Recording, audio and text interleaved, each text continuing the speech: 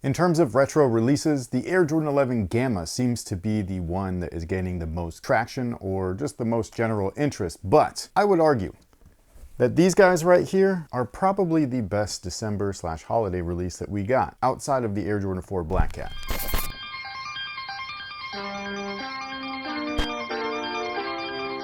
Hey, what's going on, guys? My name's Chris. Welcome back to the official WearTesters.com YouTube channel. Today we got a detailed look and review on these bad boys right here. This is the Air Jordan 8 in the original launch colorway of the shoe. They are known as the Bugs Bunnies, or just the white, gray, and reds, or the white and true reds, whatever it is that you want to call them. They do come in a standard Air Jordan 8 box, so nothing really crazy. This is exactly how they came back in the day, all the way down to the tissue paper that's included, which is pretty cool. Now, before we get started, I did want to give a quick shout out to Serious Player Only and let you guys know that they do still have some of our merch available. They have the testing in progress tees currently shipping now, and they also just restocked on the WearTesters Serious Player Only basketball socks. So if you wanted to support the channel, then click the link down below in our description box where you can find those items. And on top of all of that, they actually are doing a 24-day countdown to Christmas with a flash sale, and some really cool items are going to be included, one different per day. Are any WearTesters merch items going to be included?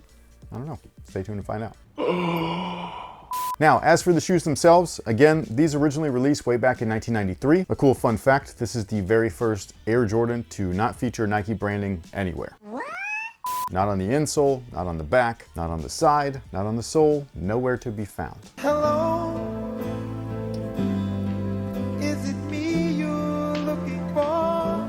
Now, the shoe itself has gone through a few different retro iterations since its original release in 1993, the first of which happened 10 years later in 2003. Then fast forward only a few years later after that to the 2008 countdown packs. The same colorway was featured in those. And then there was the 2013 launch, which we actually do have a review of. And then fast forward to 2025, and here we go. It's the latest version. I don't want to go and talk about every Air Jordan 8 looking version of any shoe, but I just love it because the comments go crazy. But like, just look at the Air Force One Fusions in the Air Jordan 8 style. It was hilarious. Put that thing back where it came from, also help me. Now, as far as this version of the shoe goes, I will say that this is, at least from the pairs that I've owned, this is probably the best material version that I've had. So I was surprised that the leather here is actually leather. It's not like great leather or anything, but it's actual leather, so kudos. The 2013 had that cardboard synthetic leather. It was awful. So while they looked really dope, they were mad uncomfortable because those things like took forever to break in. These, not so much. However, the outsole, this is beautiful. I mean, look at this thing, dude. It doesn't even look like it would provide you with good traction, but guess what? It does. Both indoors and outdoors. It's a solid ass shoe. Something about this outsole though, I don't know what it is. I would argue that this might be one of the prettiest. Really? Yes. Like number one? No, I said one of. I didn't say the number one. I know, but if you had to. Like if there was a top 5, I'd put this in there. Anyways. Yeah, moving on. Now, moving on up to the midsole, we do have a polyurethane midsole. Inside of that is an encapsulated 4-foot air sole unit. In the rear, there is also an encapsulated air sole unit. I will admit that this is not the most comfortable in terms of cushion Air Jordan. Like, it just simply isn't. They're kind of bricks. Not kind of, like these are bricks. I will say that sometimes that they do break in if you do end up playing in them, but most people, like, let's be honest, they're probably not. We do have a performance review, and they are fun to play in, but it's probably not something that I'd be like, yeah, those are a must try. It's only if you want to like be like Mike, you know what I mean? For some reason. I mean, what, we're in the year 2025. Do you want to be like Mike right now? No, I just nodded my head. Yep. Like, you know what I mean? I'm still like, sure, why not? So like yeah. Current Mike? No, not that Mike. That's what I'm came to my I'm talking head. about like in 1993, like we're going on our three-peat champ. Yeah. Sorry, I saw the Doc Mike in my head. Oh, so that's how you're gonna play it.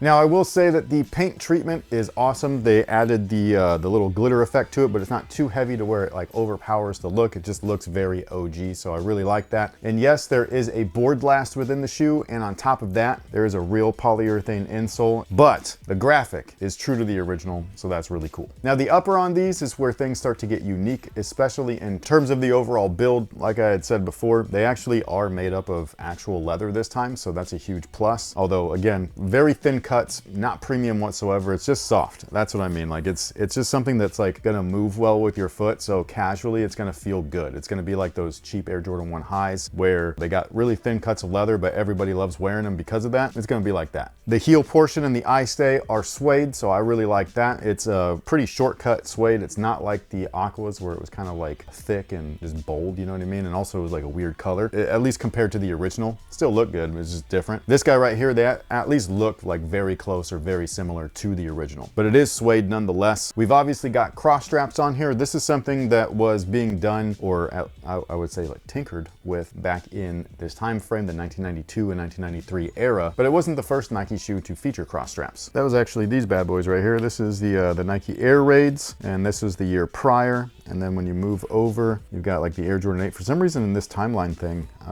in this Kicks issue 2, this colorway is not even listed on here. It's only got the Aquas and then the playoffs, which is kind of strange. But you can see that, you know, obviously the 8s were the next one to have the cross straps. And then when you move on down, we had some Forces, which is really sick. We got another pair of Forces, and then the Air Raid 2s and so on. It's not something that lasted after this. Wow. That thing. I did order the thing that you guys talked about. Man, I was so proud of you last time when you decided to flip off the camera and you didn't actually flip off the camera, and now you did flip off the camera. We have sensor things for that. I know, but they're such a pain in the butt to use. No, they're not. You drop it on, you resize it, boom, it's done. I can't. Watch. I don't know how. I don't know how. So, I don't know how to track your hands. I only know how to like do it in these spots. okay, well, I'll show you. Okay. Gosh.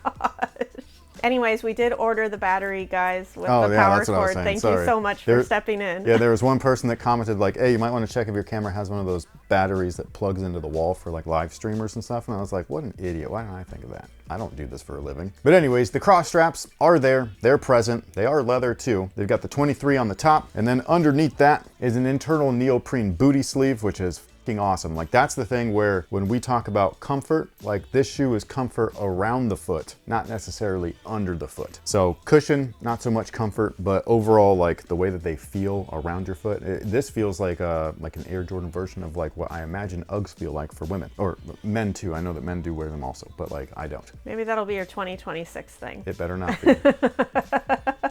Okay? Just take me out back, Old Yeller my ass. No, Not you'll happening. love them. No. You just need to. Nope.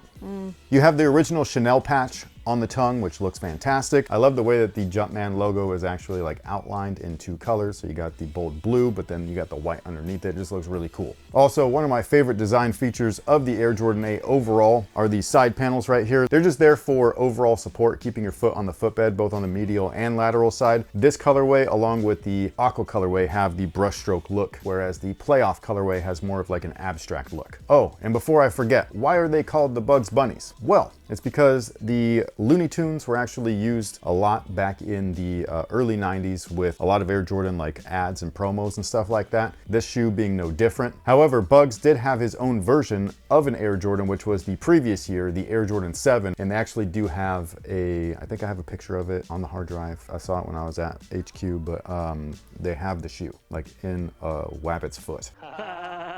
Now, in terms of sizing, they do fit true to size, whatever you typically wear. That is what I would recommend. They are built on the same last as the Air Jordan 8 Aquas that just released, so whatever size you bought in those, that's what I would go with here. The last time that these released way back in 2013, they did fit a little bit big, but that does not seem to be the case this time around. And with that being said, do we happen to have time for a viewer submitted question of the day?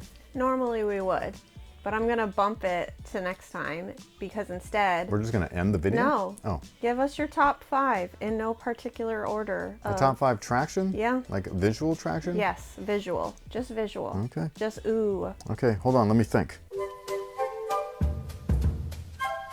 Air Jordan 1, not stunning. 2, no. 3, 4, no. 5, put that on the maybe. 6, maybe. 7, ooh, big maybe. 8. Duh.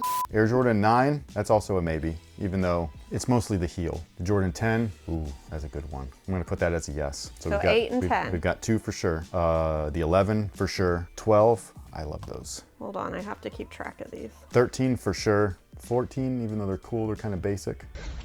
Wow. 15, same thing. 16, oh, those are cool too. 17, oh, those are really cool. 18, 19, Oh, the 20s are awesome. What are we on Wait, right now? is 20 a for sure? No, I'm just talking to myself at so this just point. we have 8, 10, 11, 12, 13. No, I did not add all of those. I didn't say yes. So which one's out of those to keep it? 8, damn it, now you got me confused. 10, 11. That's it. Okay, so not the 12s and 13s. 8, 10, 11. Okay, you got Only two got more. 2 more. I'm not going to count any of the the modern ones. They're strictly performance. They weren't like integrating like design to it. Okay. So, okay, so I've got 3. I've got 8, 10, And 11. 11. I will add the 7 back and the 6. But what about you guys? Top 5 visual attractions from the Air Jordan signature line. Ready? Go. And with that being said, thank you guys so much for being here. Thank you so much for watching. We'll catch you guys in the next one. So until then, y'all have a good one.